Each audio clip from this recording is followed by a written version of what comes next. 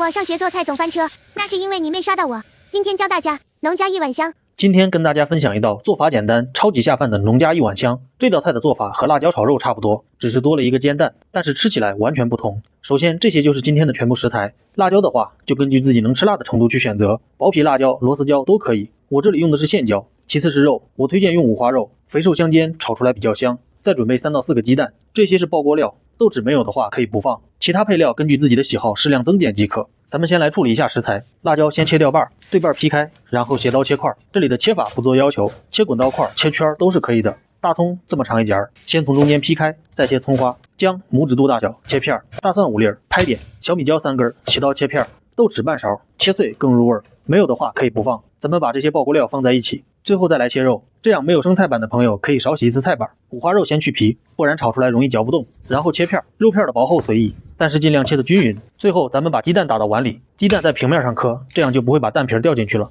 提前把鸡蛋打出来，待会儿下锅的时候不用一个一个打，手忙脚乱容易导致鸡蛋进锅的时候溅油，同时这样能保证所有的鸡蛋成熟度一致。开大火，空锅烧热，把辣椒倒进来焙一下，去除水汽。焙辣椒时一定要打开家里的抽油烟机，不然呛得受不了。用铲子压一压，能闻到辣椒的香味儿，来半茶勺盐入个底味儿，继续焙大概1分钟。可以看到辣椒开始微微发蔫，表面带有一点点虎斑就可以了。焙过头了会出水，这样就不好吃了。把辣椒盛出来，开大火，因为咱们刚才已经把锅子烧热了，所以现在直接倒入正常炒菜量的油，把锅子一圈转一下，把油烧热，烧至冒烟，倒入鸡蛋。如果你是厨房小白，还不怎么会煎蛋，那么你可以进主页看一下我之前的糖醋荷包蛋视频，里面有完整的教程。咱们把蛋黄搅碎，这样熟得快，鸡蛋给它煎得老一点，吃得更香。OK， 煎到这样两面金黄，带有焦边，关火，用铲子把它捣成大块，刀切也可以的，切出来的更规整，但是切完还要再洗一个菜板。把鸡蛋盛出，一定要把锅里的碎渣也盛出去，或者用厨房纸把它擦干净，不然待会儿炒肉的时候会糊掉。开中小火，空锅不用再倒油，五花肉倒进来煸炒一下，